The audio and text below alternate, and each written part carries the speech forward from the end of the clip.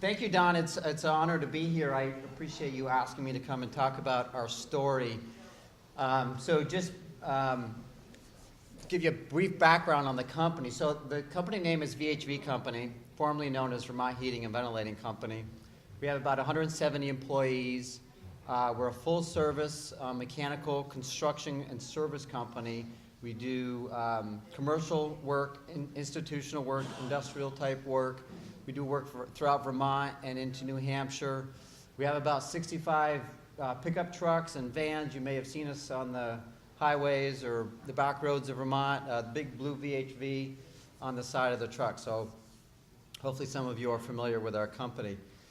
So my grandfather started the company in 1949. And he had 5 kids, and those kids or their spouses in one way or another were in the business.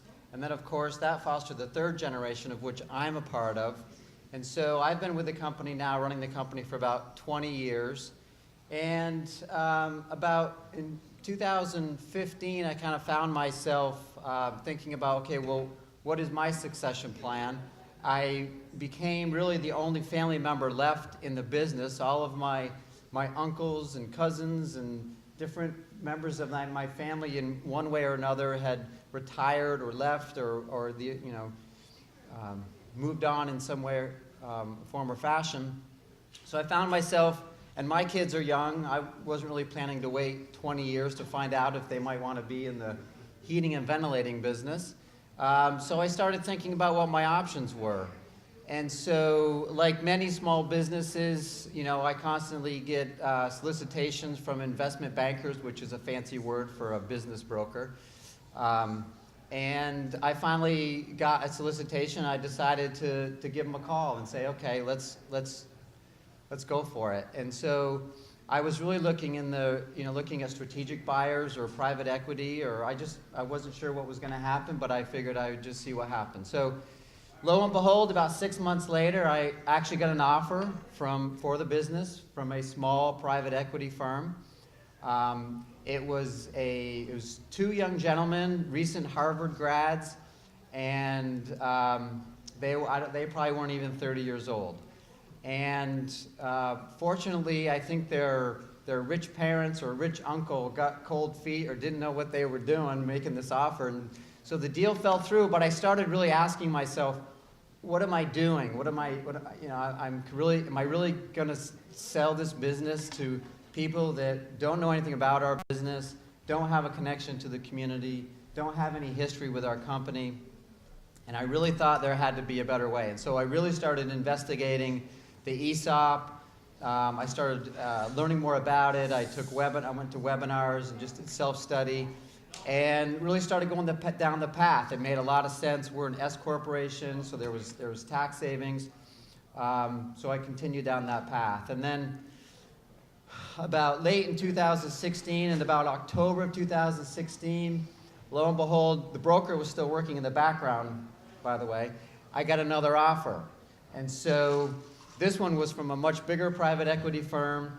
And so here I'd been working on the ESOP, learning about it, kind of going down that path, and here I had another offer. So now it was time for me to make a decision.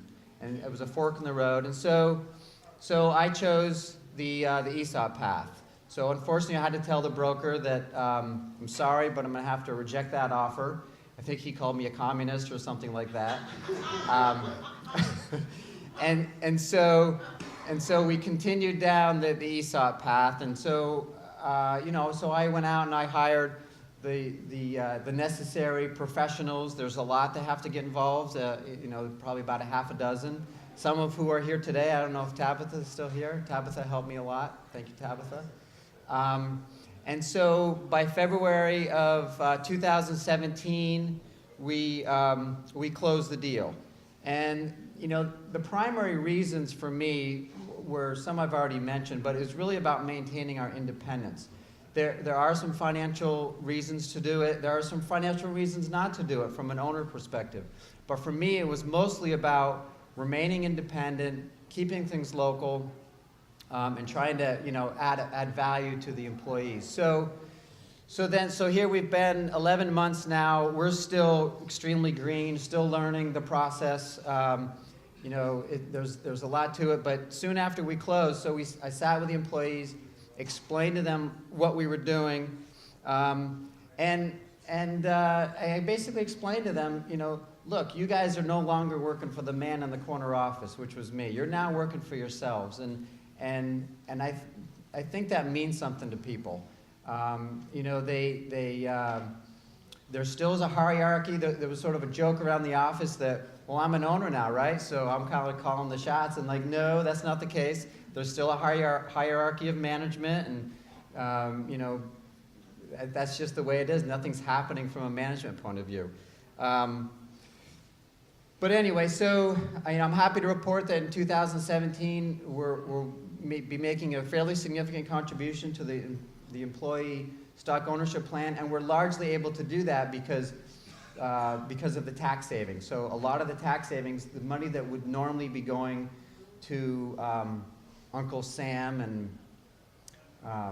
the state of Vermont, yes, now can be given largely to the employees, and that's essentially what we have done for 2017. So it's been a great experience for us. We're still new to it, but we've been very happy with our decision so far. And I just, you know, to hear I know 3 companies is good, it's great, but I mean, I don't understand why more companies really don't give this serious consideration, because it's not about you know, sort of a joke that the broker called me a communist. It's not. It's in the interest of everybody. It's not just in the interest of the employees. It's in the interest of the exiting shareholder also. So anyway, that's a little bit about our story, our company, and thank you very much.